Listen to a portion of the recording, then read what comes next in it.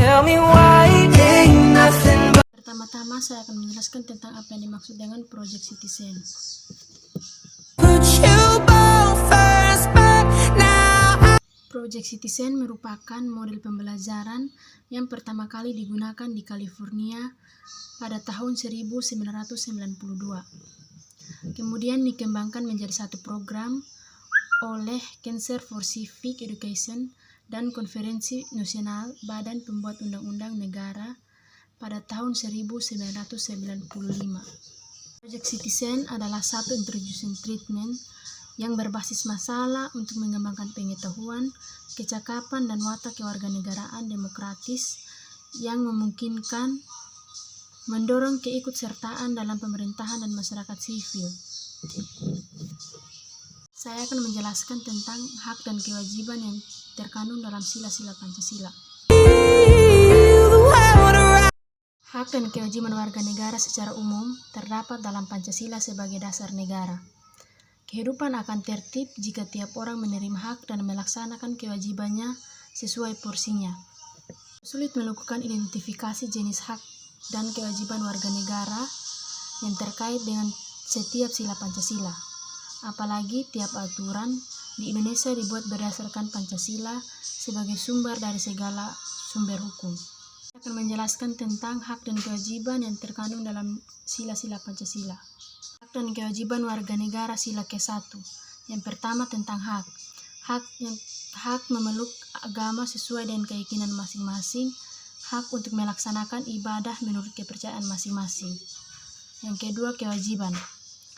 Memberikan kebebasan kepada saudara, tetangga, sekitar, dan masyarakat yang berbeda agama untuk melaksanakan ibadah sesuai dengan keyakinan masing-masing.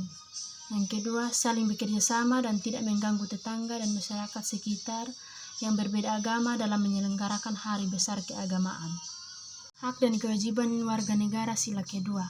Yang pertama, hak perlakuan yang adil dan setara baik di hadapan hukum maupun dalam kehidupan keseharian. Hak mengembangkan sikap saling mencintai dengan sesama manusia. Yang kedua, kewajiban. Mengakui persamaan derajat, hak dan kewajiban antara sesama manusia dengan tidak membeda-bedakan teman berdasarkan suku, agama, warna kulit, tingkat ekonomi maupun tingkat pendidikan ketika bergaul dan bermain. Membantu teman yang sedang kesusahan sesuai dengan kemampuan yang kita miliki tanpa mengharapkan imbalan atau balasan atas kebaikan yang kita berikan. Hak dan kewajiban warga negara sila ketiga. Yang pertama, hak ikut serta dalam pembelaan negara, hak hidup dan bergaul satu sama lainnya dalam semangat persaudaraan. Yang kedua, kewajiban. Ikut berpartisipasi dalam kegiatan masyarakat, di antaranya kerja bakti dan gotong royong membersihkan lingkungan sekitar tanpa membedakan status. Rela berkorban untuk kepentingan bangsa dan negara dengan taat membayar pajak tepat waktu sesuai dengan peraturan yang berlaku. Hak dan kewajiban warga negara sila keempat. Yang pertama, hak mengeluarkan pendapat baik secara tertulis maupun lisan. Hak memperoleh kesempatan yang sama dalam pemerintahan, misalnya menduduki kursi jabatan di pemerintahan. Yang kedua, kewajiban. Mengutamakan musyawarah dengan mempertimbangkan kehendak peserta musyawarah dalam mengambil keputusan untuk kepentingan bersama.